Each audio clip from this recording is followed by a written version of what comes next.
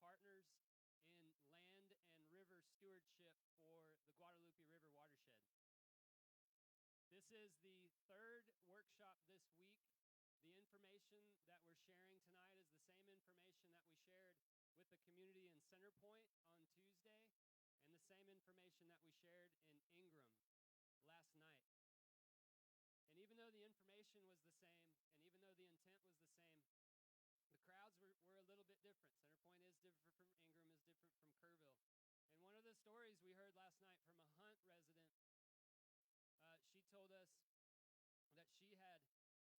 she was in Hunt for 10 days after the flood and didn't go into town until day 10. And that was her first time getting out of the disaster zone and coming into Kerrville. And she was shell-shocked by what she saw. People just going about their daily lives and washing their cars like the world hadn't been turned upside down. And that's a reminder that all of us have been impacted by this, and a lot of us are so fortunate and grateful to not be as impacted as some of our friends and some of our neighbors and some of our loved ones. And so if we can please, just in that spirit, take just a moment of silence to think on those families that have lost loved ones and lost their homes. If you would please join me in a moment of silence.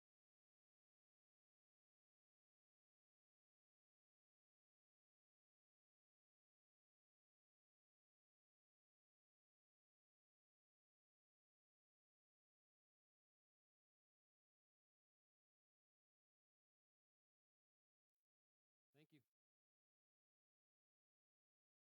So today's workshop will be informational, as you'll hear in a minute from our riparian restoration experts.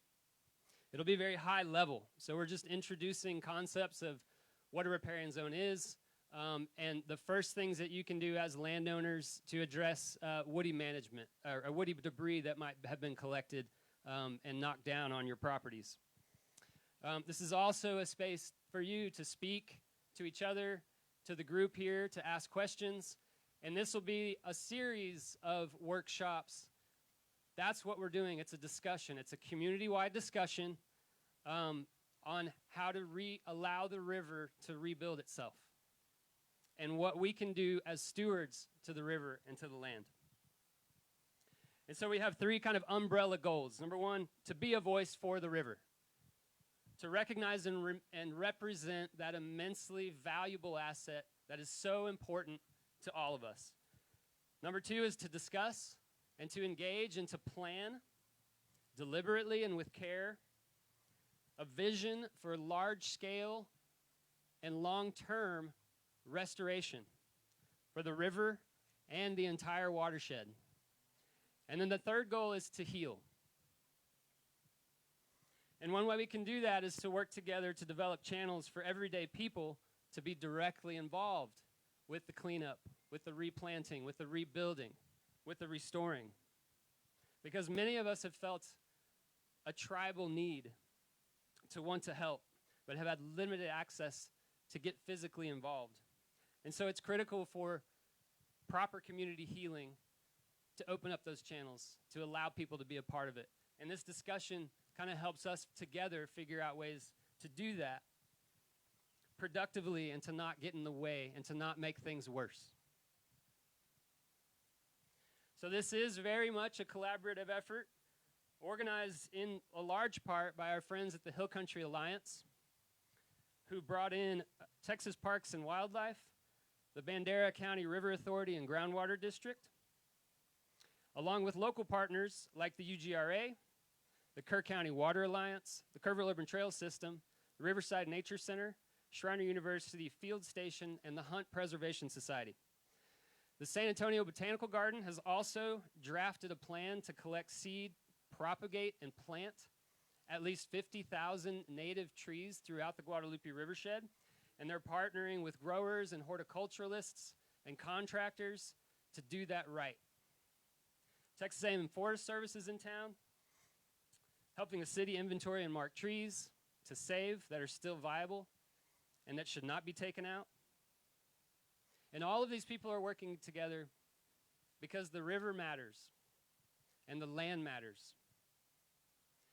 The Kerrville Water Alliance has formed an ad hoc committee of landowners and business owners in the Center Point area to represent the eastern part of the county on those regional restoration efforts.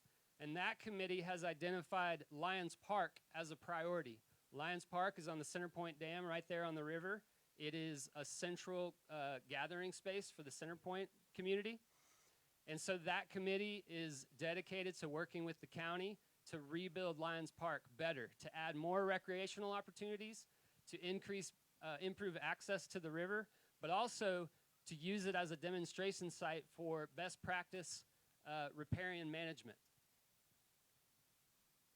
And then the Hunt Preservation Society has created a community allocation committee to provide the coordinated local hub for the rebuilding and restoration efforts in West Kerr. And so all of those groups are talking together, and one of the roles of Hill Country Alliance is to build those bridges, to make sure that each community is all working in their communities, but under a larger, big perspective regional plan. And here in Kerrville, we're organizing and making ourselves available to landowners and also to the city and the county who is here tonight. Thank you very much for being here. As one of the largest landowners of riverfront property in Kerrville, we want to help you restore our parks and our beloved river trail. And we thank you for being a part of this conversation. Thank you all for being here. Thank you for being part of this conversation. This is a long road, and we're going to have a lot of these conversations, and we're going to be working together for a very long time into the future. And with that, very much love to the Hill Country Alliance. Daniel Oppenheimer is going to take it from here. Thank you.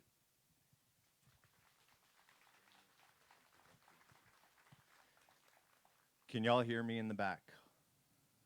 Thumbs up. Great. All right, give me 1 sec to get this thing started. Hold on, y'all.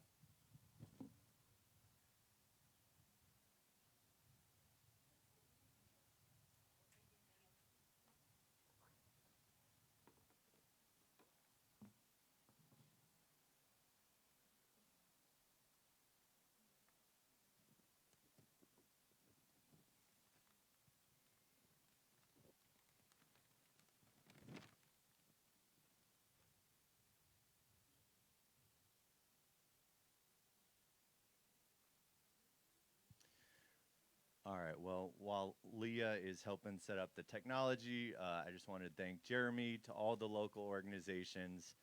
This is the third time this week we've hosted an event like this, and every previous time I have bungled the acknowledgments of all the partners. And so Jeremy, thank you, thank you, thank you. There's a lot of folks working behind the scenes to pull these events together. So again, thanks to all of them. This has been a really powerful series of events with communities up and down the Guadalupe. Again, my name is Daniel Oppenheimer. I'm the Land Program Director at the Hill Country Alliance. We are a regional nonprofit organization, work throughout Central Texas on issues related to land, water, night skies, and communities. And the bulk of our work across all those programs is done through outreach and education, so through community events like this, as well as a convener, which is to say we're a backbone organization.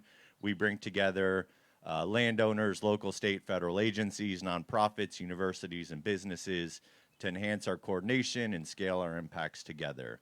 So again, I oversee our land program, which means I get to work with amazing land stewards across the Hill Country on issues from riparian restoration to hillside erosion. We've got some great educational materials. If you missed the table, it's right there in the middle, white tablecloth. Please don't be shy. Grab some materials.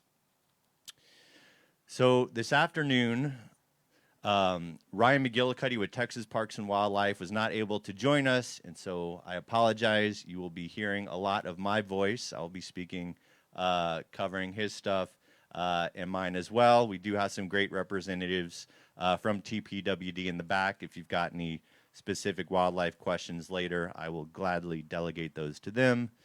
And then we've got Clint Carter. Clint, are you hiding behind a tree? Where are you at? Yeah, hiding. With the Bandera County River Authority and Groundwater District.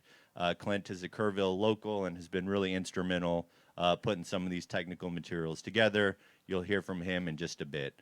And so, as Jeremy said, this is the start of the conversation. We're going to keep it very high level today. We're not going to get too much in the weeds. And so we'll talk to you for a little bit, and then we're going to stop talking. And we want to hear what your questions are. And then just as important, we want to know what your on-the-ground challenges and issues are on your stretch of the river so that we can then start to develop future workshops based on what you're seeing and what your challenges are on the ground. So just know that we're going to talk for a bit, we'll stop talking, and then we really want to hear from y'all. Given the number of people here, we'll probably pass around a microphone so that we can hear and the rest of y'all can hear the questions. So that's really the game plan. I think we'll kick it off from there. Thanks.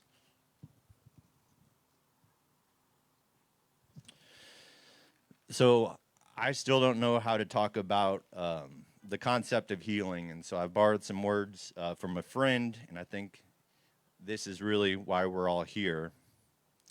We can help the river heal, and the river, in turn, can become a source of healing for all of us. So again, there's a lot of organizations that have already put skin in the game. They're invested in helping their communities, and in turn, helping the river. And so here we go. We're just going to share a few ideas for y'all to keep in mind around this idea of healing. Healing, of course, takes time. It is not a linear path. There's going to be setbacks. There's going to be plenty of challenges. And I've got a couple of photos up here. Can y'all see them in the back? Can y'all make some? Not really? Okay. I will do my best for the folks in the way back to explain what's going on up here. So on the screen, there's two photos, a before and after. This is a stretch of the Pedernales River, not too far from Stonewall, Texas. This was a landowner I worked with for a few years. And on the left, you can't see it, but this stretch of river got hammered by a flood, and it's just a muddy mess.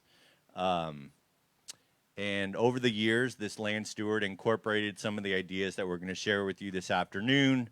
And again, some folks can't see it, but what resulted is a really healthy, beautiful, functioning, what we call riparian area. Riparian is just a fancy word that means the area along a creek, a river, or a stream. And so he's got a beautiful, functioning riparian area where he's got not only native, deep-rooted plants holding his bank together, but also plenty of access to go fish, swim, take a kayak or canoe down to the Pedernales. So each stretch of river has its own story. Everyone here's got your own goals, your own values, your own circumstances. None of this is cookie cutter, but we're going to share some stuff with you, and it's on you as the land steward to determine what is and isn't appropriate for your circumstances.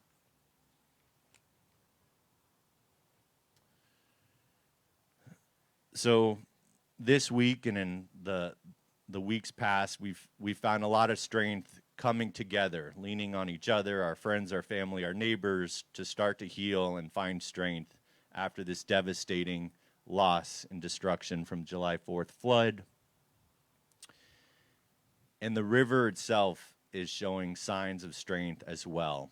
If you look closely, it's easy to focus on what's been knocked down, what's missing. But on nearly every stretch of river that I've walked in the past few weeks, I've seen signs of hope. Again, folks, you can't see it in the way back, but next to this big down tree is something called an eastern gamma grass. This is a native bunch grass. We call it Riparian rebar. Its roots are so strong. That plant is a workhorse doing the work for us, stabilizing our river banks. And I've seen that here in Kerrville, Center Point, Ingram, bunch grasses like eastern gamma, switchgrass, bristlegrass, trees like little walnuts, helping us hold those banks together so that they can heal over time.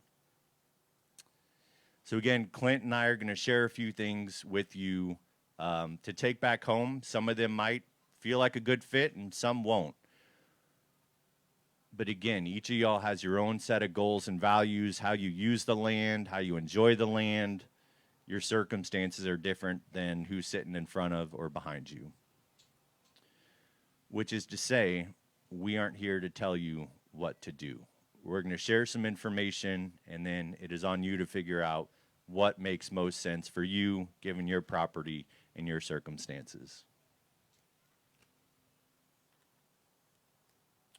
So ordinarily, this is where I would eagerly walk off the stage and stop talking to you and hand it over to my colleague Ryan, but he couldn't make it tonight. So I'm going to share with you some lessons learned from landowners on the Blanco River. Y'all might recall back in 2015, the Memorial Day flood.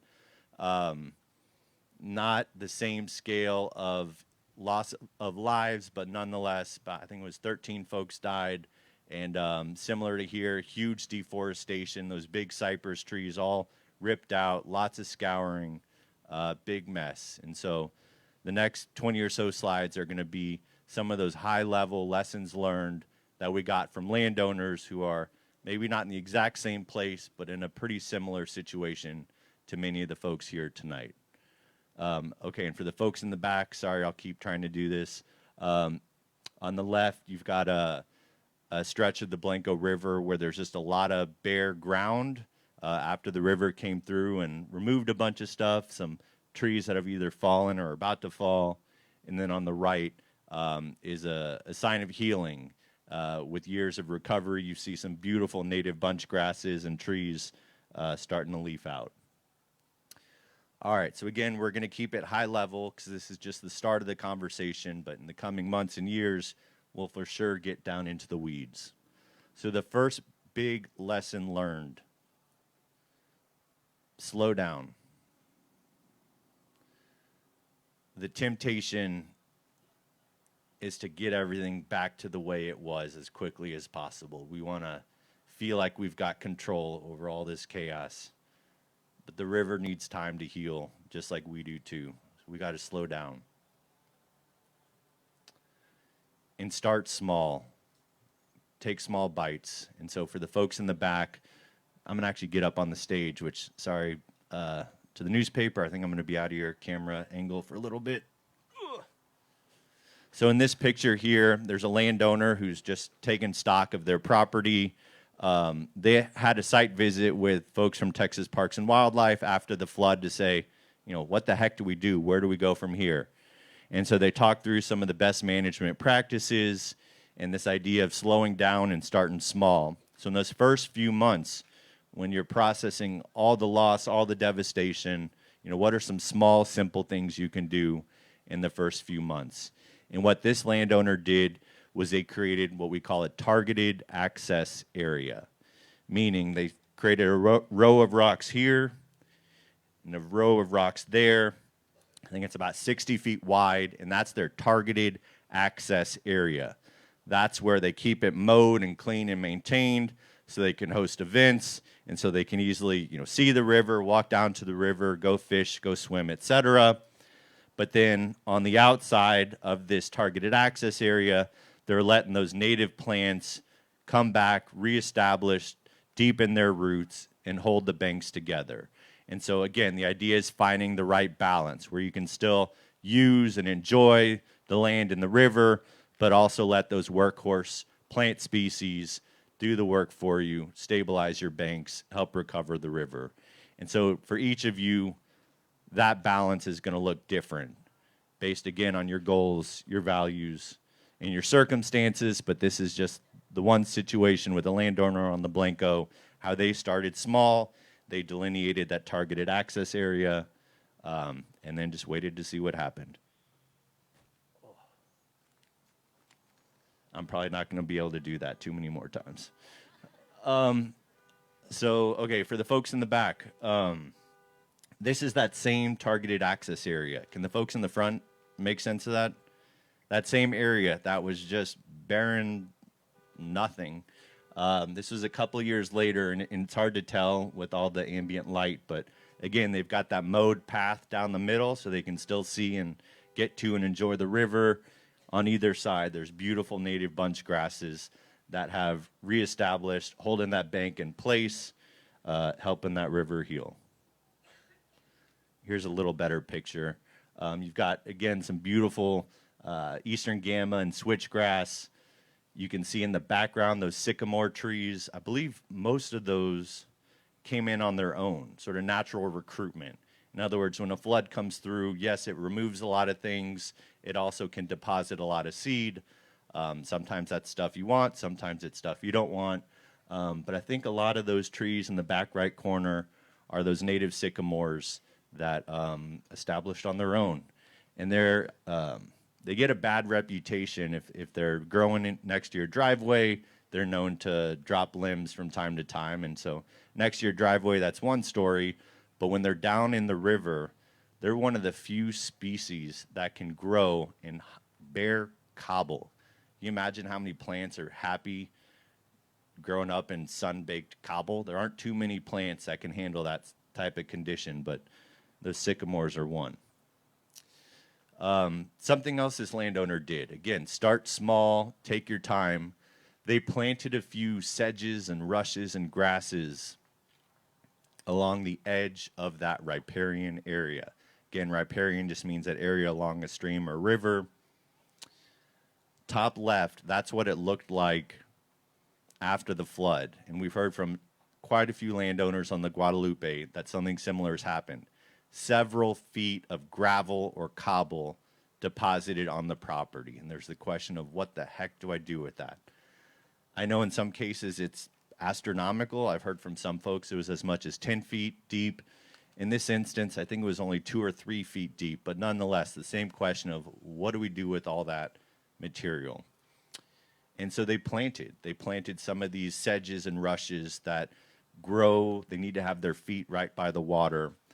And what you're seeing, and again, folks in the back, sorry you can't see this, but top left is right after the flood, bottom left is not long after, and then over to the right, in just a matter of, I think it was like 5 years, those sedges, those rushes, those riparian grasses assimilated. They turned that bare cobble, they trapped sediment, they turned that into a functioning, healthy floodplain.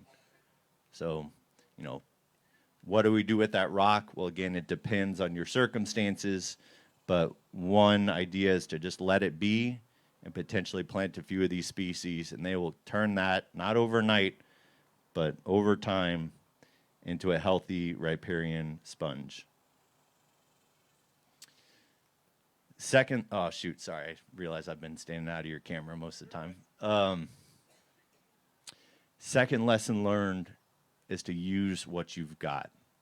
I know some of y'all, we heard from a landowner last night who's got 40 foot of woody debris in one spot. It's a lot of wood. I know it's a lot to think through, and we'll hear from Clint later on some of the techniques and thought processes on what to do with that. Here's just one example from this landowner on the Blanco. For the folks in the back, in the top, it's just chaos. There's just down trees left and right all over the place. And so I think this place is, they host a lot of events on this property, and so they couldn't have it just be a total mess, but they also wanted to keep some of that wood in the floodplain or that riparian area to help slow water down, catch sediment, sort of stabilize and anchor that riparian area. And so what they did is they got their chainsaws out, they cut and removed some of those down trees and some of those limbs and left some of those trunks parallel to the river and perpendicular to the slope. So again, we're slowing down water and trapping sediment and letting that area recover. So use what you got. The wood's already there on site. You don't have to go into town to buy it. It's already on your property. And this is that same site after a few years. You can see, again, there's been so much sediment captured that there's a ton of native grasses in the understory. They left some of those trees, dead trees, standing as snags for wildlife habitat, but again, removed quite a few as well, because they were trying to find that balance. Here's a closer look, and sorry to the folks in the back, but again, just beautiful understory grasses. You can see those sycamore trees starting to leaf out, really starting to recover nicely after, I think that's 5 years after the flood. Third lesson, trust the process. And so first technical term I threw at you was riparian, which just means that area along a stream or a river. Second technical term we'll throw at you is ecological succession, and that just means sort of the process of recovery. After you have a big disturbance, whether that's a flood or wildfire, there's certain types of plants that are going to colonize or come in first. They can handle those really bare, tough soil conditions. And they might not be plants that we like. A lot of them probably have burrs and stickers on them, things that we don't like. But that's part of this natural process of healing. There's only so many plants that can handle such highly disturbed conditions. And so trust the process and the mess. And for the folks in the back who can't see, actually, anybody in the front recognize this plant that's growing there? It's got a bunch of bad names. Yes, ma'am. That is Baccharis, poverty weed, Roosevelt weed. It has all sorts of names. And up in the pasture lands, it can be a huge pain in terms of outcompeting desirable forage. But down along a stream or a river, that plant is a game changer. Again, it's one of these colonizers. It can establish in that bare, sun-baked cobble. And it's flexible. And so when that next flood comes in, not a huge devastating flood like we saw 4th of July, but the more common ones we see every 5, 10, 20, and even 50 years, those Baccharis are going to lay down. They're going to slow that water, trap some sediment, and they're going to lay down like a blanket. And they're going to protect that bank, trap that sediment, and help recover it. So again, Baccharis, a lot of bad names for it. A lot of distaste up in our pasture lands, but down on a stream, down by the river, it is a game changer. It's really helpful in recovering our streams and rivers. Here is just that process of ecological succession. We got a lot of sycamore trees that are starting to establish. For folks in the back, this is just probably a year after the flood. They're all sort of shin high, but they're coming in. This is recovery in the making.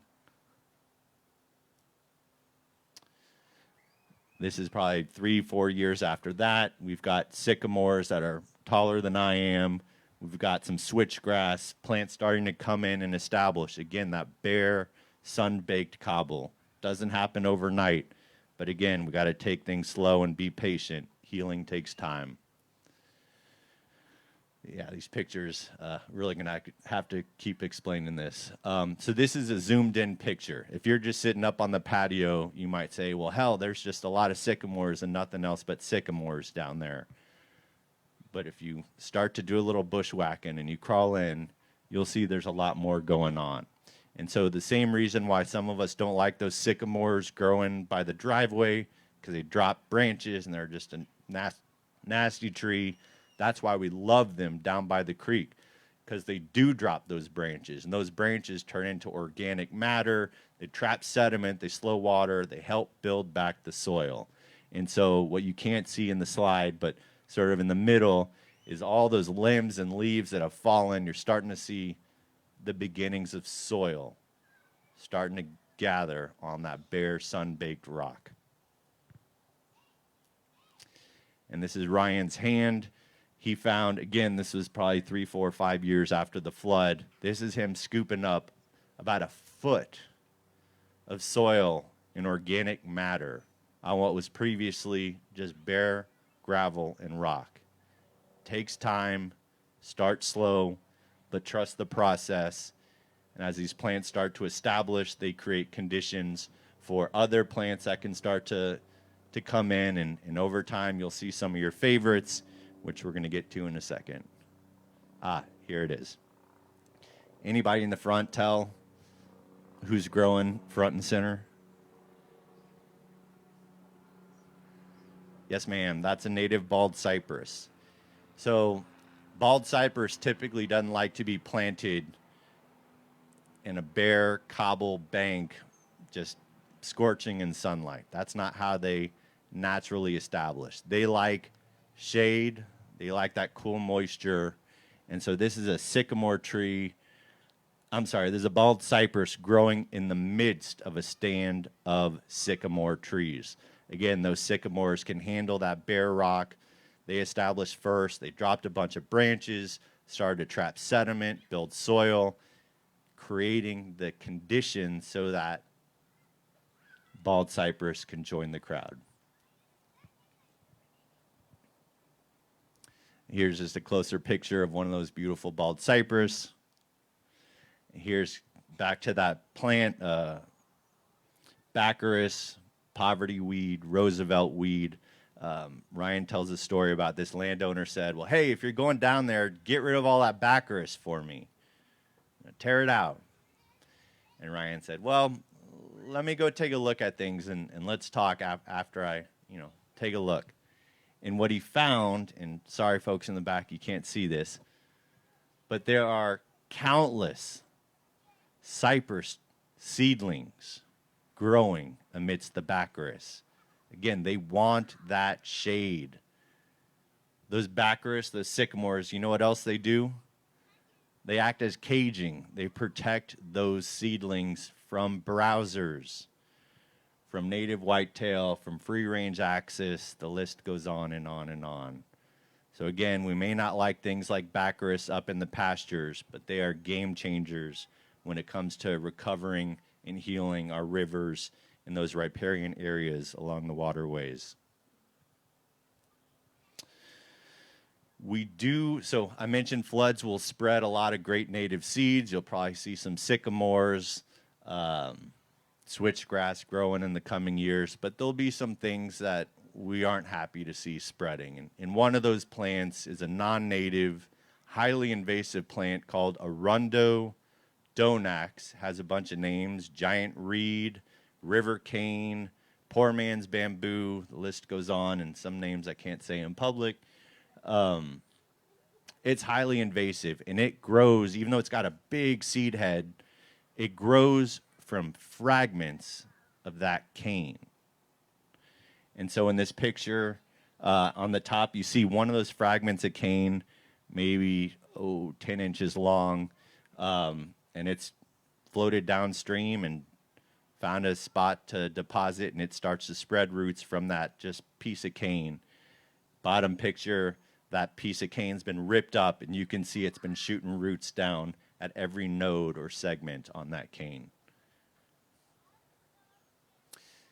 Here it is. When we don't get a hold of it early, it can take over. It's taken over a lot of the Rio Grande. It's taken over huge swaths of the Blanco, the Pedernales.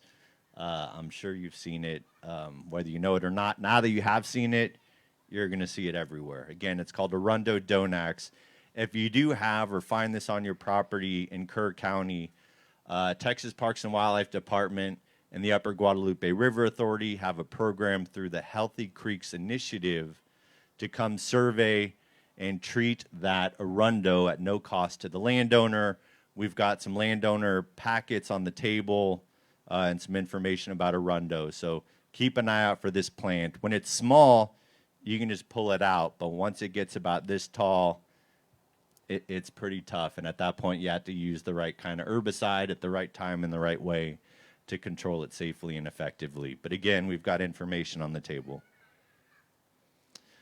All right, so healing, I had the slide earlier. Healing is not a linear process. There will always be challenges and setbacks for us and for the river.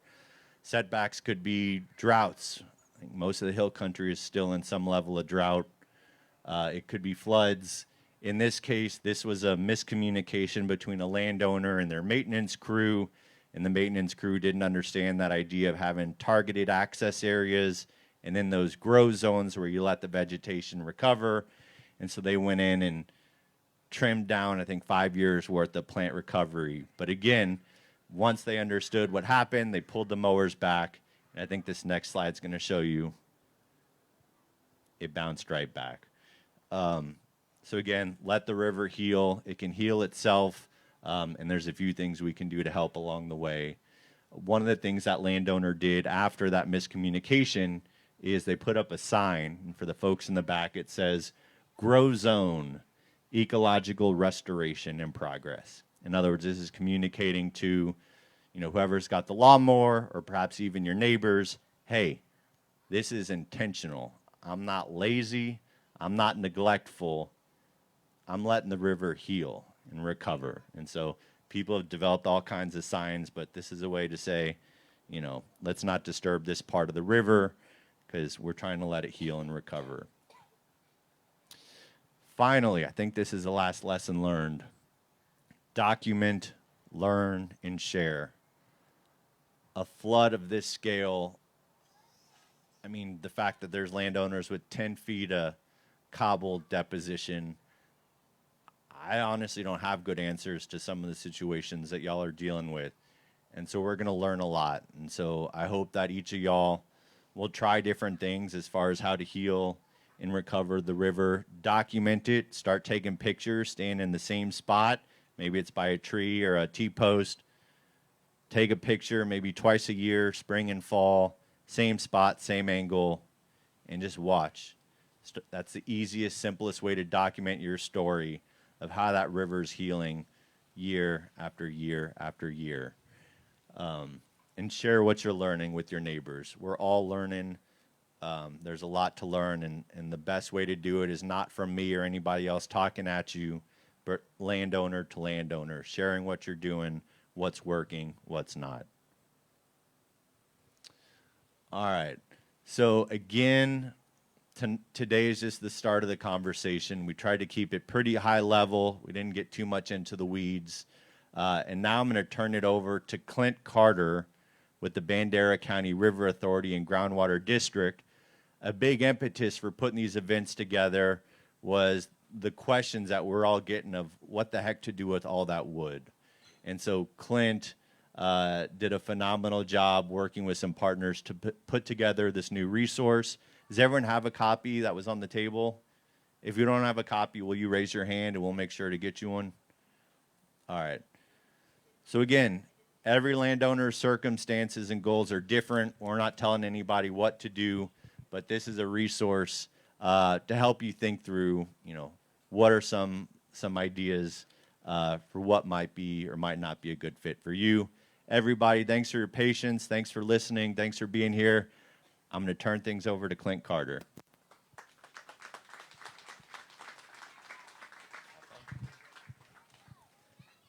Thanks, Daniel. Hello, everybody. It's great to see you all here who care so much about the health and the future of our water resources. My name's Clint. I'm a watershed ecologist for Bandera County River Authority. I live here in Kerrville. I've been a part of this community my entire life, and I have to say, I've never been so proud to be a part of this special place. Everybody has come together. We've shared our strength, our support, our resources, and it's incredible. But as we pick up the pieces, we are asking ourselves a very big and important question, and that is how can we help restore the Guadalupe River? Oh, okay, thank you. Can you hear me better now?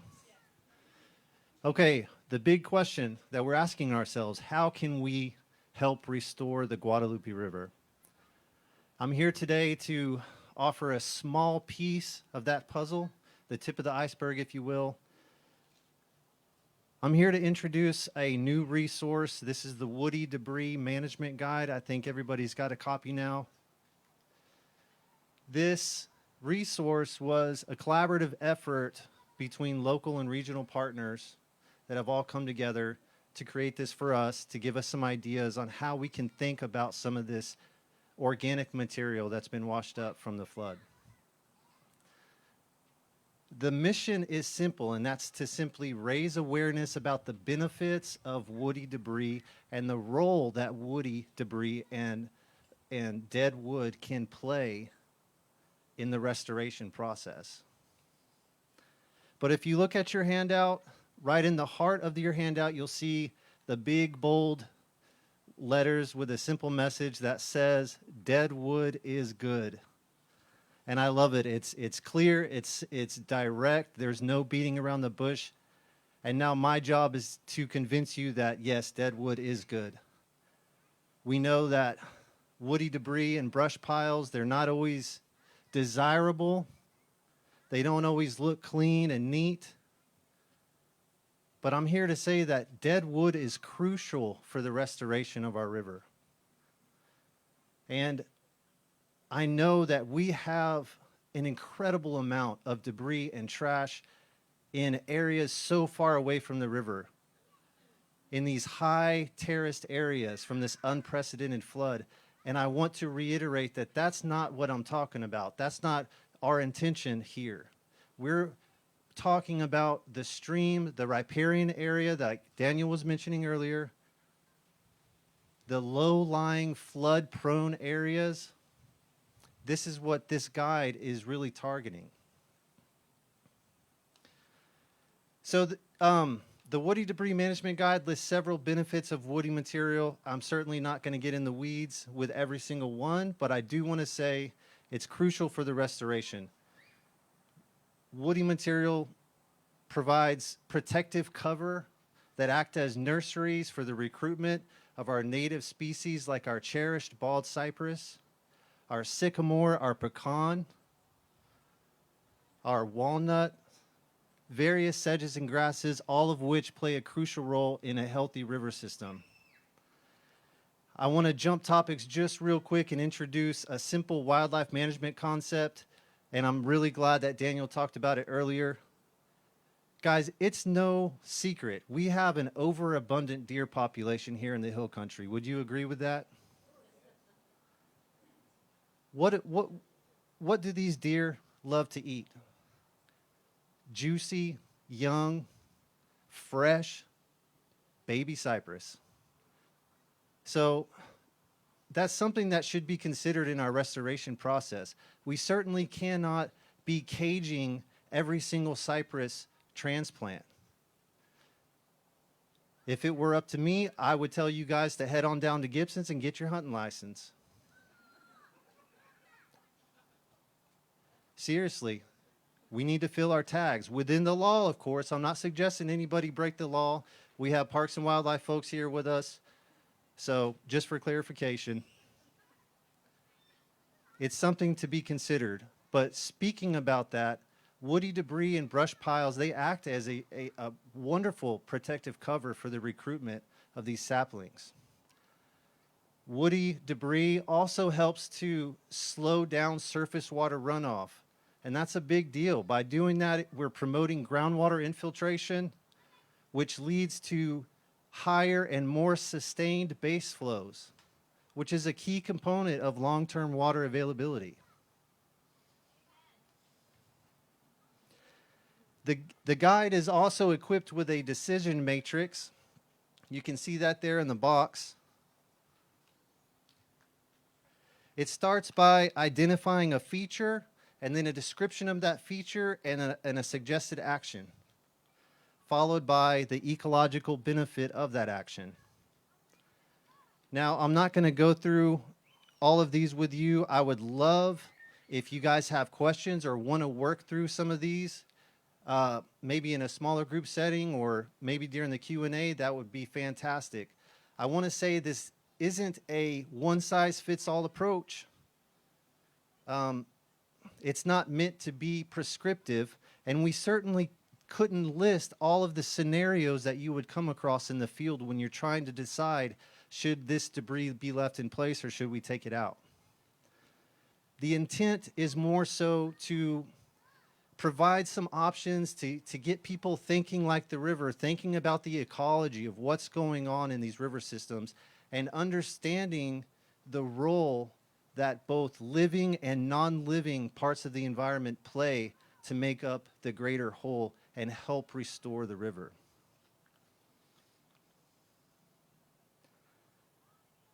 To assist with this effort, there has been a riparian consultation request form. I don't know if you guys have come across that on the table, but that's floating around. I suggest to take that opportunity, put your information down, and talk to somebody. And talk with your neighbors, like Daniel said. That's exactly how we're going to get through this and decide what's working best. Now, with all that said, I want to be very clear. If you've already removed all of the woody debris from your property in your riparian area, or you intend on removing all of the debris in the future, that's okay. We're not here to judge you, and we're not here to point fingers. We're just here to offer solutions to alternative methods for your individual land use goals. And that's what it boils down to, is your individual land use goals. And we're just trying to assist with that effort. There's another flyer. I'm sure you guys have all seen it. Texas Department of Emergency Management, partnering with Kerr County. They're coming out to offer free debris removal to landowners at no cost. This is an incredible opportunity. And I wanted to say that there's talk about how to identify what you want to be left on your property and what you want them to take off of your property. Those instructions will be made more clear in the coming days. But I'm hoping that with this effort and looking at this approach, it can offer a more selective and balanced approach to what may need to stay in place or what could benefit from staying in place and what needs to be removed.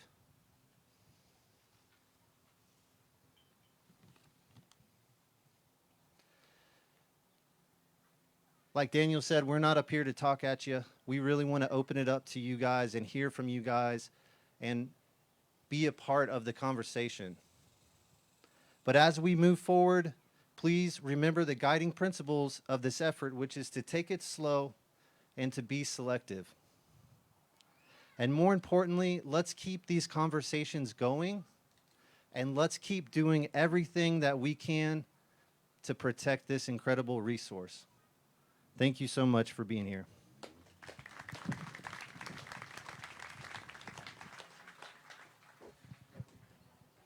So this is when we stop talking at you, and we'd love to hear either questions that you have. Clint, why are you walking away, man? They're about to ask questions. And secondly, we want to know what your on-the-ground challenges are in terms of riparian restoration. We are listening. Somebody from HCA, can you please take some good notes as far as people's questions and concerns? We're going to take this back home, and we're going to think about what you're saying. We're going to design our future workshops and field days around not what we think is neat or important, but what y'all are dealing with.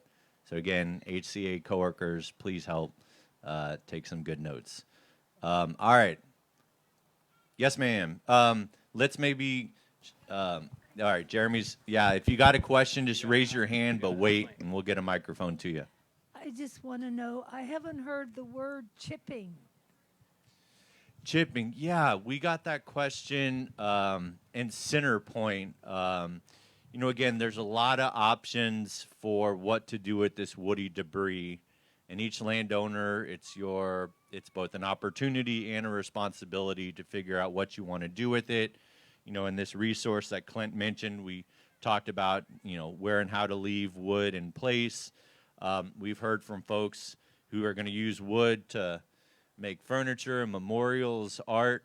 And then, yeah, there's some folks who want to chip it or mulch it.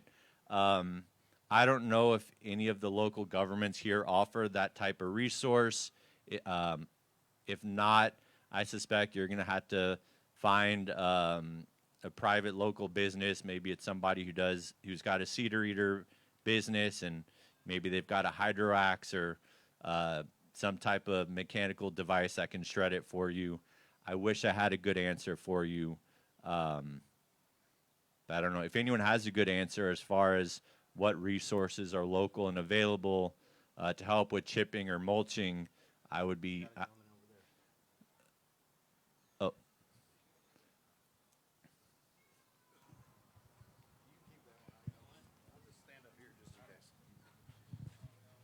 Hey, I'm Michael Hornis. I'm with the city of Kerrville. So for private property owners, both in the city and the county, if you want to have that debris removed from your property, there are places to sign up, both at Ingram Volunteer Fire Department down the hill from the fire department down there. Yes, I can speak up. Is that better? I'm sorry, I'm a low talker and a government employee, so I try to just mumble. Ma'am, to your question of chipping, yes, if the debris is removed by either TxDOT, if you live on a state highway, or through the Texas Department of Emergency Management, they will chip. They're chipping part of that debris as a means of the disposal of it. But that is not a service that will be at your house to leave it for that. I do believe there are volunteers, and you can go to the Cur Together website and say, I need help. I would like somebody to come out to my property and chip my woody debris. And I believe that there's volunteers out there. I know that I've seen chip trucks out there, and folks would come out to your property to do that. That was amazing.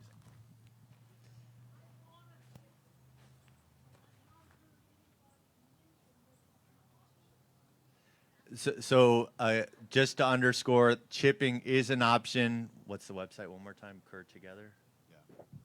So curtogether.com. If you have equipment, there's also a place in there for you to, I can help, right? And you list the resource that you have, and that's kind of where all the volunteers are putting all of their information. That was amazing. I think what Janelle's trying to say, not so much is it an option that's available to have done at your house, but is it a best practice? Oh, yeah. Okay. Thank you. It's amazing. We've had this question asked several times this week and have never had such an amazing answer. So thank you for that, Michael.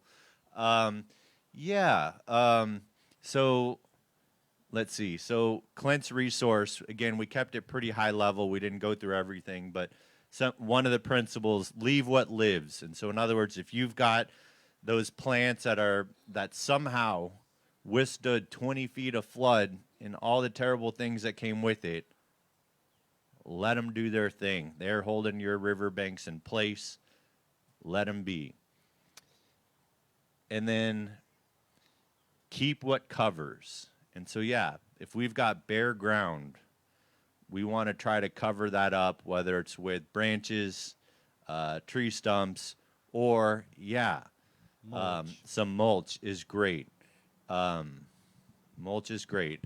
Now, you want to be careful. You don't want to dump 6 inches of mulch, but if you can get 1, 2 inches maybe just to cover that bare ground, protect it from the sun, that's great. But, yeah, if you put 6 inches, it's going to take a long time for that to break down and for anything good to grow through that. But, yes, sorry, Becky, thank you, and thank you for the original question. Covering bare ground with a thin layer of mulch, good thing. Okay, and Jeremy, thanks for running the microphones. I know you're somewhere. We've got a question over here.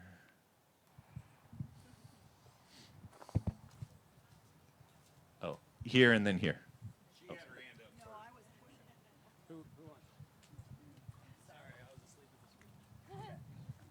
Okay, well, I have the opposite problem from the gravel deposit. I have big divots that have broken out of the side of my bank, and there's just 4 feet, 5 feet straight down where there was fairly steep but kind of terraced area. What do you do about that? Great question. So I forgot to talk about this, but Oh, wait a minute. yes. Also, they dredged on my bank for looking, for Sure. things. And that's deposited up on my bank, so it's mostly dirt. It's got some things in it, but it's mostly dirt, rocks. There's some big rocks. Do we put it back in the river? What do we do with it? Do we mix it with wood chips, put it in bags? Can you tie those down? What do you do to rebuild the bank? Yeah, great question. So, yes, I hear you. I hear you. I know. I was trying to be funny. It failed. The question was, well, there were a couple of questions. So in some instances, we've got landowners with 2, 5, 10 feet of new gravel wondering what the heck to do. And on the flip side, we've got some landowners who, that cobble and soil probably came from their property. And now where they once had a nice gentle bank, now they've got a 4-foot drop and a steep cut bank. It's hard to say, standing up here, not looking at the property, what the right answers are. You know, what the potential of that stretch of river could be. It depends on a variety of factors, but I would encourage you to sign up for that site visit. Great. And then you had one more part of a question. Oh, and then you've got dirt, and so that gets into a legal answer, which I was hoping not to get into, but yeah. In normal times, and this goes back to the founding of Texas, basically everything below the high water line belongs to the state of Texas. And I believe there was even legislation in 1909 that sort of reaffirmed that. And so I know Texas Parks and Wildlife has given some discretion, in other words, recognizing that it's a really difficult time right now and folks are having to do search and recovery and fix important infrastructure, but so they're giving some discretion for those types of things, but not just for recreation or for funsies. And so I would encourage you not to just toss it in, you know, below the high water mark for funsies, but maybe find some other ways to use that soil. You know, if you've got a neighbor who's got bare caliche and maybe they would love nothing more than some soil, who knows? Yeah. Daniel, Gabby and Mike with Texas Parks and Wildlife can just raise their hands and you can talk to them later. Sure. Gabby, Mike Miller, would you raise your hand? Those wonderful smiling faces, those are our Texas Parks and Wildlife representatives this afternoon. If you've got questions, especially around wildlife, make sure to reach out to them or go talk to them once we're done here. I don't have a great answer. I don't know how much soil. I don't know what kind of soil. I don't know what's in the soil. But if someone smarter here has an answer, you don't have to have any official position. If anyone's got a good idea, we're all learning. I don't have a good answer for you, but give us some time to think on that. Do the site visit. What was his secret? Was it a good one? Okay. Well, again, we're all learning. I wish I had a better answer for you, but it's a lot easier to answer a question like that when you're on the property, on the site. You can really assess the on-the-ground conditions. And so Clint's got something to add, and then we've got a question here. Thanks. Real quick, I just wanted to add to what Daniel was saying.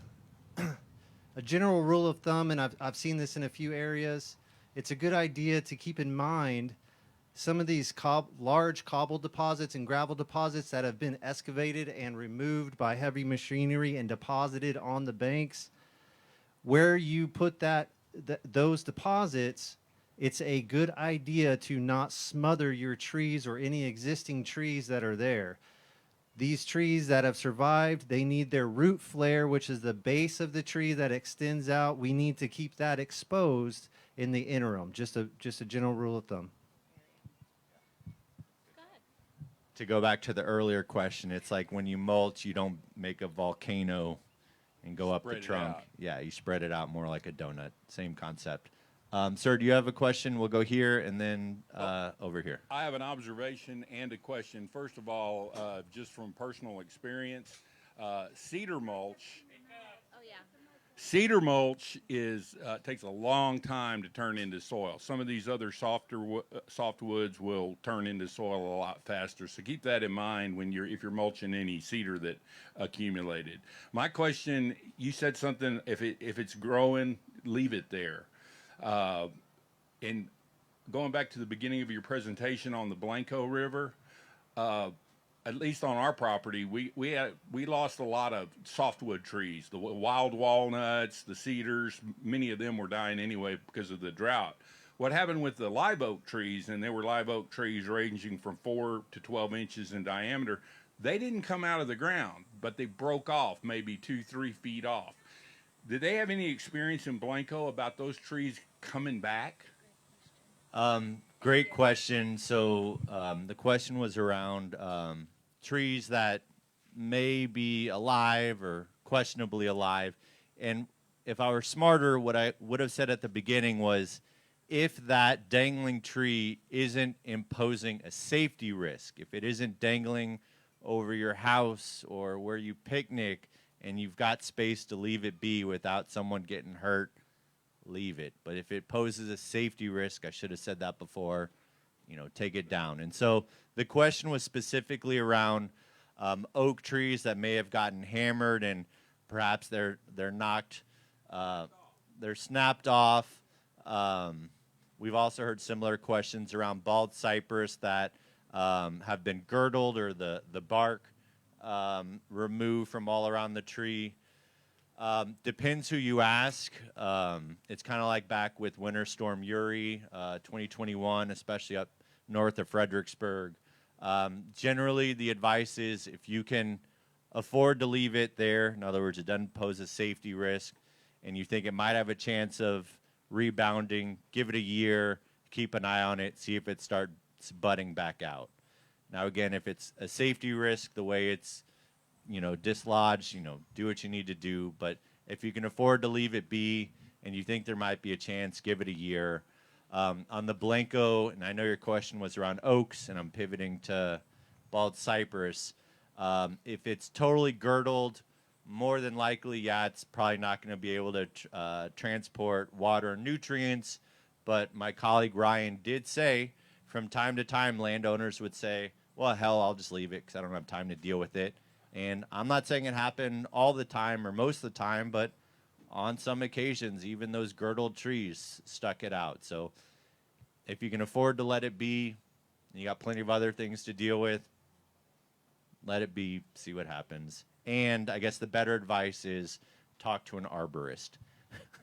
That was one thing we learned for future workshops. None of us are arborists, and we need to bring an actual tree expert to events like these. So that's the best I can offer. I did have a follow-up question, and I'm going to speak loud. And I'll I repeat. don't have a microphone. Sure. I'm pretty loud anyway. One species of tree that I think is pretty prevalent in the river bottom in the gravel bar are these wild walnuts. We're not talking about a big walnut tree. We're talking about more of a bush. I'll repeat. Yeah. More of a bush. Yes. And they really, historically, have held the gravel where there really isn't much soil. Yes. But can you reestablish those walnuts directly in that cobble, or do you really, or is it like you were talking about some other things? If you put them out there, they'll just cook and they won't grow. The question was around a tree called the little walnut. This is, again, one of those amazing workhorse species that can flourish in that tough cobble environment. I've seen quite a few of them that were ripped mostly out and knocked down on the ground, and they're holding on, doing just fine. So, I've seen that too. so again, if it doesn't pose a safety risk, I'd say leave them be. They're remarkable trees, the way they can handle those cobble conditions.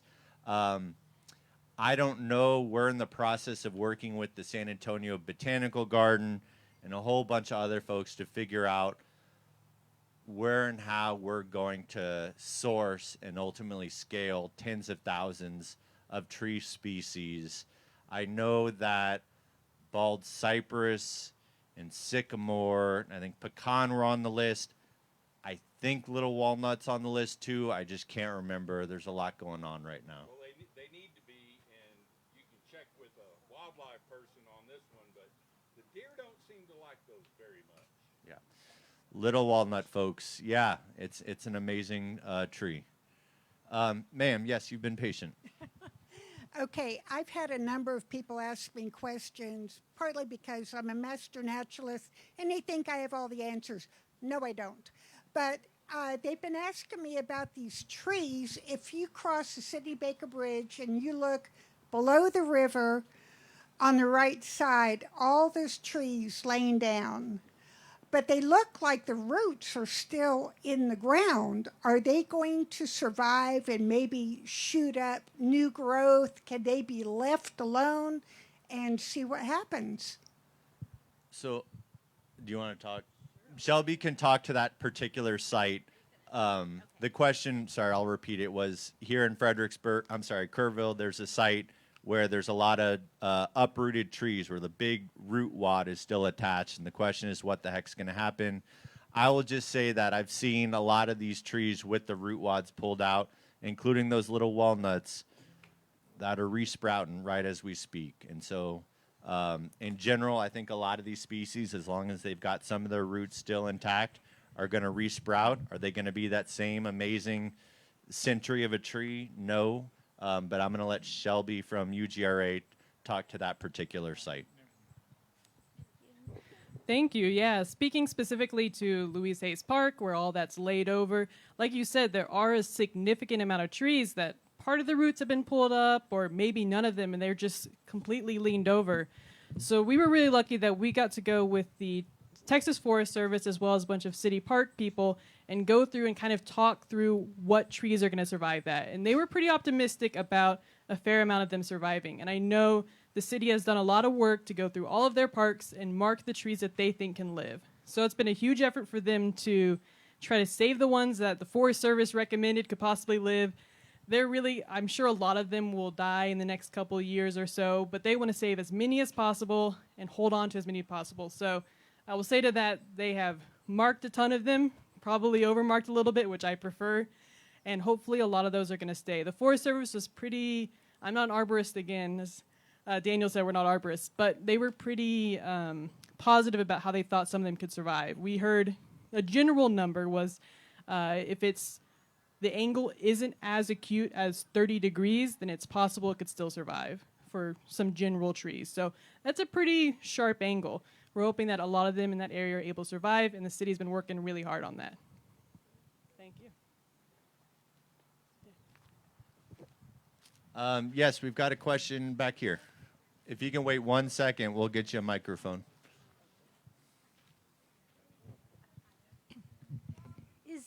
Is this an opportunity to get rid of invasive trees like ligustrum and China berries? Great question. So, for folks who couldn't hear, you know, I talked about one invasive, which is this Arundo donax. It looks a lot like bamboo, but the question was, well, what about some of these other non-native invasive species like a China berry or a ligustrum? The answer is none of the answers. These are all good questions. Few of them have straightforward answers. The challenge for you as a landowner is to find the right balance. In other words, these non-native invasive species can degrade wildlife habitat. They have a number of negative attributes associated with them. On the flip side, they're still a tree. They got roots, and they're helping stabilize your riverbank. And so the challenge for you is to look around and see, well, is there anything else growing? Yes, no, maybe. And that'll help you determine, well, how important are the roots of that one tree? And then if you decide, well, you know, I still want to get rid of it, think about, well, how can I get rid of it? Perhaps you're girdling the tree with a hatchet. There's a lot of different ways to kill a Chinaberry tree, but perhaps consider a way that leaves the roots intact. But again, even with these non-native invasives, they're still performing a function. They've still got roots that are helping us stabilize our riverbanks.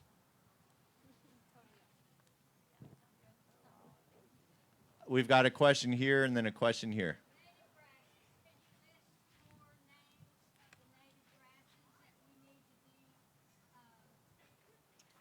I have a microphone over here. I think the question was about native grasses. It's a great question, and I would love, Rebecca, if you gave it to that gentleman right there. Wow. My name is Bill Neiman. I'm the founder of Native American Seed. Somehow I'll get closer to you instead of to the mic. Hi, weird. My name is Bill Neiman. I borrowed a shovel and a rake and a lawnmower when I was 19, and this is my 51st year of doing nursery, landscape construction, tree farm, greenhouse, and then I realized all of my work was a mistake, and it shifted to native prairie and native grasses and native wildflowers and native trees. And to answer the question, I don't know what species you've already mentioned, but not all plants are created equal is the first thing to get in your mind. The other thing that's pretty interesting in how our society gets really into numbers and kind of classifying and rating. There's a stability rating system for plants that live in riparian areas. And a 0 is a sandbar, and a 10 is an anchored boulder. So we can start with number 9, switchgrass, and eastern gamma grass. They're like an anchored boulder. They're this far from being, you can't pull them out of the ground.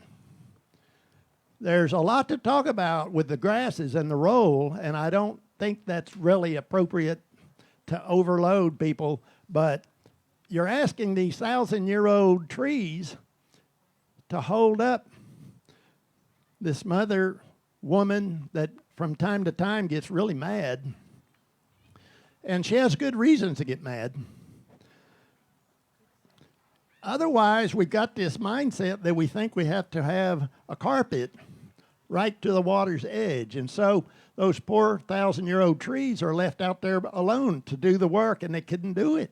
We proved that, and it repeats itself, and it came to visit us here now. So the lesson is it takes a matrix of plants, and you've got these massive soldiers of these 1,000-year-old trees, but you need a lot of troops and understory, a lot of diversity. Eastern gamma and switch are going to be like the most powerful of the grasses. Sawgrass is another one. Bushy blue stem is another one that are very high in the stability ratings. And you step down a little bit and you get Virginia wild rye.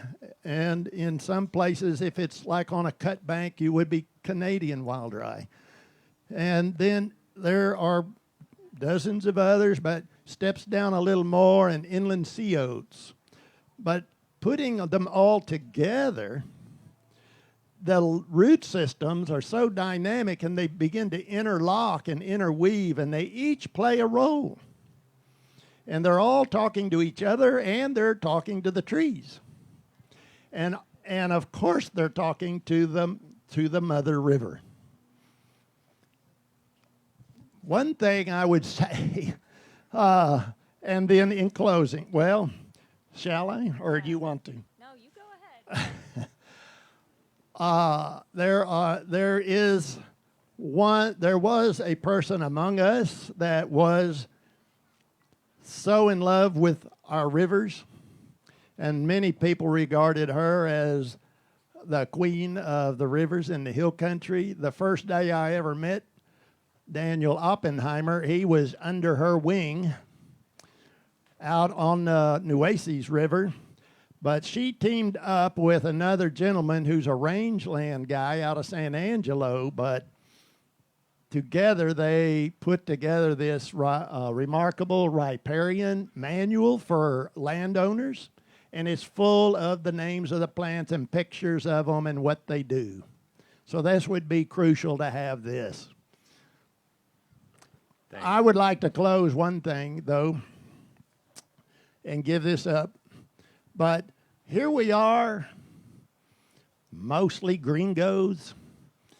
The Alamo is being restored so we can celebrate the 200th year since the gringos won the war against our brothers and friends and neighbors. That river, these rivers, this river, our beloved Guadalupe, Llano, Blanco, Nueces, San Saba, they've been here for thousands of years.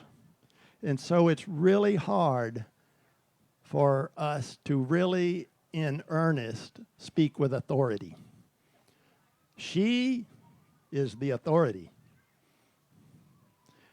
I think it would do all of us a great moment and to reflect, contemplate, and to sit by her and listen, because she's speaking. She's actually crying. So thank you very much. Thanks, Bill. So that resource, again, it's Your Remarkable Riparian Guide. Also, there's some copies of these plant lists. Awesome. We've got some copies of a plant list, and you can see, I see your hand. Your question?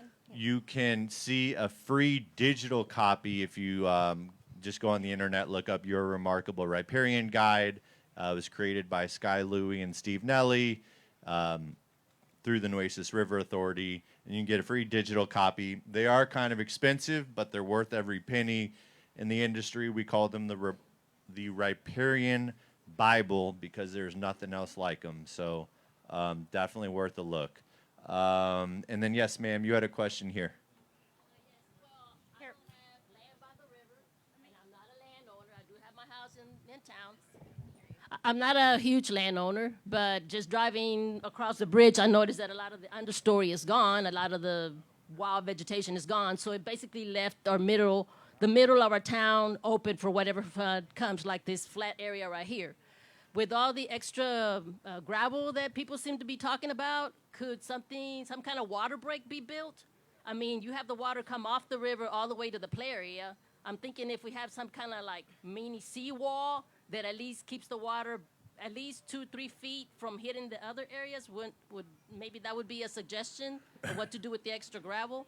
Sure. So again, it's really hard without seeing a particular site. It's really hard for me to give a specific answer. But I will say our focus today has just been on those riparian areas. But to your point, there's things we can do in the uplands, on our hillsides, throughout the watershed to slow and sink water. There's a great resource over on the table called the Hillside Stewardship Guide. And it talks about low-cost, low-tech solutions using rocks, using tree limbs, and really intentional ways to slow and sink water. And so if it's something that we can do as community members on our own properties, that's a great resource. If you're talking about something that needs perhaps more hardened infrastructure, that is not my expertise. I'd have to defer to the city, city engineer. That's beyond my expertise. And I'm probably going to shoot myself in the foot for asking this question, but a lot of you guys around here seem to be older folks. I mean, I'm almost going to hit 60 this year. But what about tax breaks? You said that they can let the land go back to native, prairie-like. I believe there's tax breaks for people that do that, and there is acreage I think it's 20 acres or something like that it has to be where it can be considered prairie. Great. So what about those tax breaks? And I need some in the city too. Hey. Great point. Excellent point. So yeah, for landowners who have their 1D1 agricultural valuation, and more specifically are under wildlife management, great point. Just about everything we've talked about here can count towards those habitat enhancement practices, mitigating erosion, using that woody debris to create wildlife piles. Absolutely. Those are very low-cost, low-tech, simple ways to maintain that 1D1 wildlife management status. Great point. Thank you for bringing that up. I see here, and then we'll go to the back. Oh, you've already got the microphone. Let's start in the back and then work our way up. Okay, thanks. My question is more for a city employee. I'm on the river in the town on off of Guadalupe Street. Yeah, off of Guadalupe Street on the river trail. So I see signs at the entrance where people get on the trail. First, there aren't signs that say it's closed, and it's closed. And I don't know why I don't put a sign up that it's closed, because I'm fighting people on the trail while I'm trying to work.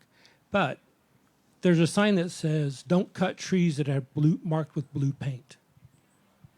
Who says that? I mean, who puts the blue paint? Who's cutting? So the blue paint signs, those are, I'm hoping, on city property, because my understanding, by the way, someone asked earlier, I'm with the Upper Guadalupe River Authority. I'm not with the city. We've worked with them a ton, but I can't speak to everything they're doing. My understanding is they've been putting the blue paint on their properties to signify that those trees need to be kept. That's something they've worked with the Texas Department of Emergency Management on. So I'm assuming that's what those signs are, so that they can let those crews know. You mentioned, too, the river being closed, and so I want to talk about that real quick. So we have recommended, our general recommendation for the county is that people don't go swimming and they don't go boating. And the main reason for that is we are worried about the safety of folks when they're swimming around all the debris that's still in the river. So when you look around, you're seeing vehicles still, you're seeing large debris. We don't want someone to step in the river and step on a piece of rebar they can't even see. So that's our thought process for that. We're not regulatory. We're not going to come pull you out of the river if you're swimming in it. That's your own decision to make, your own cost-to-risk analysis. But that's been our general recommendation, and it's mostly because of the debris that's still in there. So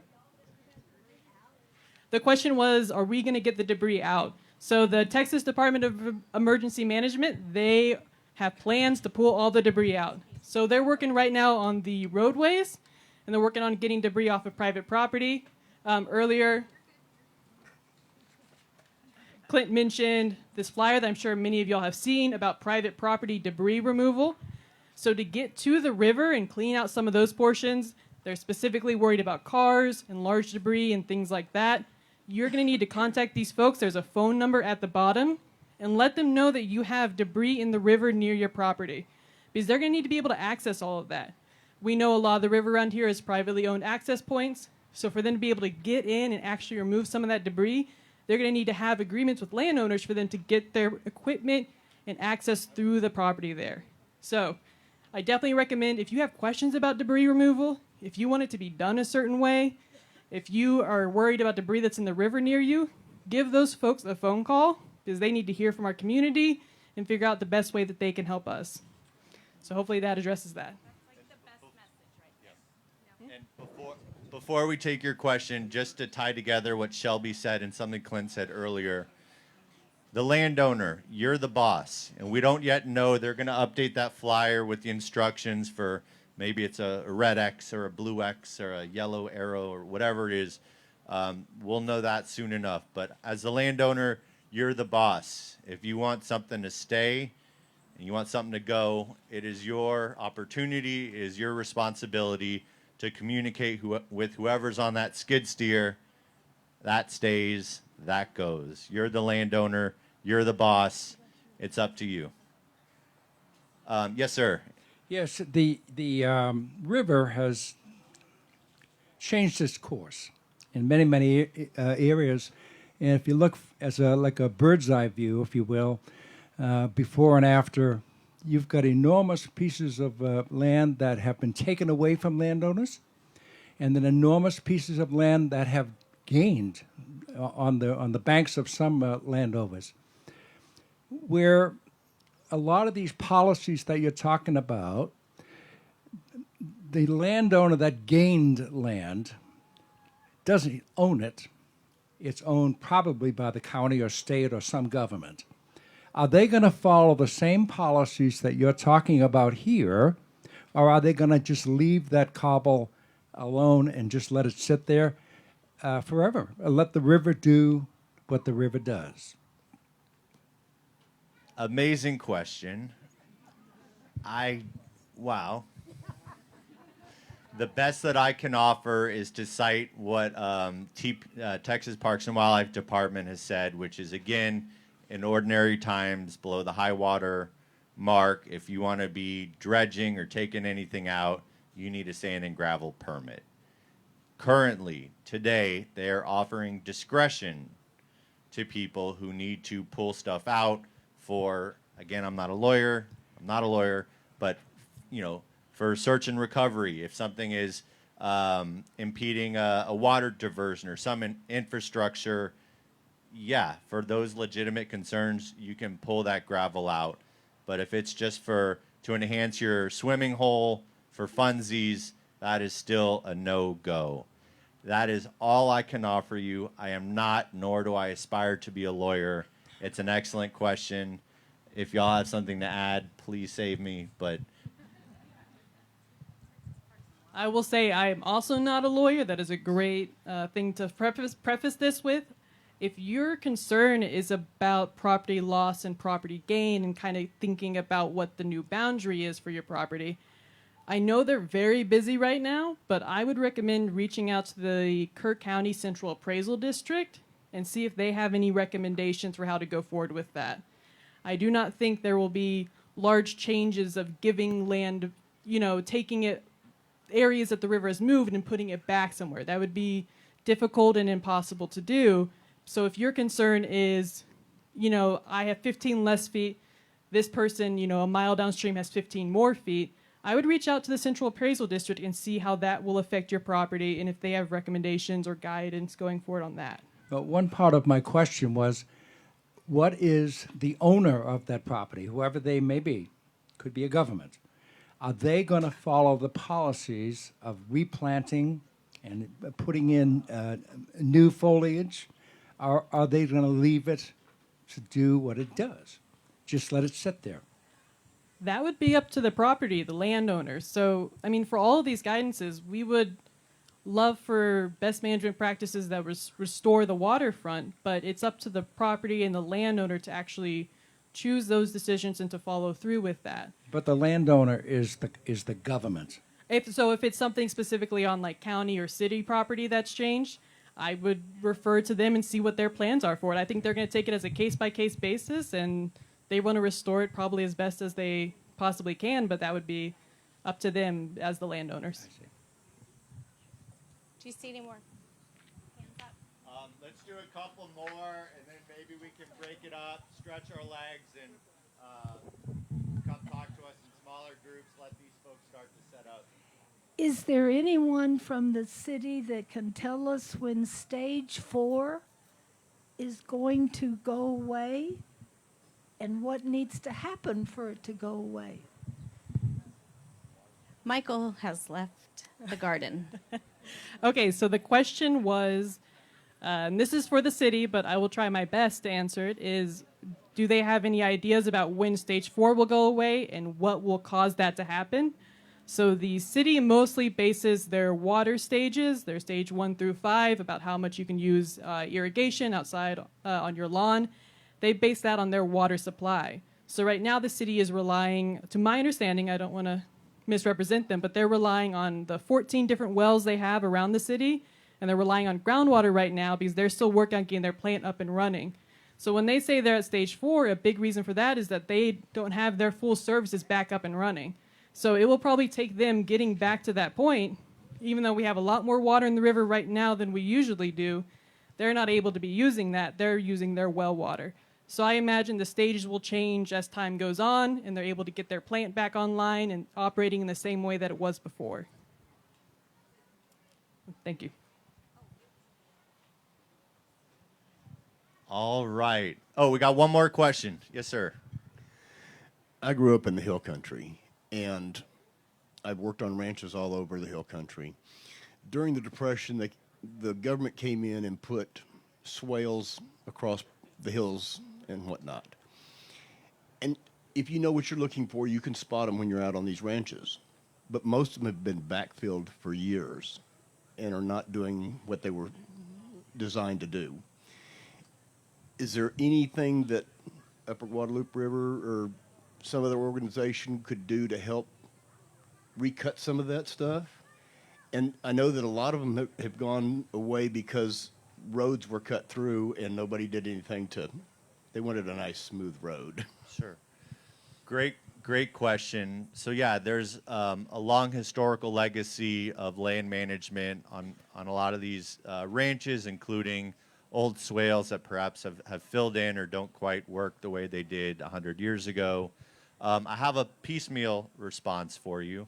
The first is that the USDA Natural Resources Conservation Service, or the NRCS, is going to be hosting a webinar. Becky, when is that webinar? Are you still here? No, it's coming up soon, and they're going to talk about the technical financial resources they have available for landowners. I don't know how much of that is riparian versus in the uplands, but there's a handout on the table for that webinar. More broadly, I'll say that, again, I'm going to use the acronym. NRCS offers a variety of technical and cost share financial resources, including putting in berms and swales, and that's just in ordinary times, but it would apply to now as well. We've got a great resource over there on hillside stewardship, which touches on a variety of strategies, including berms and swales that can help slow and sink water. So that's an educational resource, as well as an upcoming webinar. NRCS cost share resources. I want to see if UGRA has anything to add, since that was in part how the question was framed, and I suspect this gentleman has an addition as well.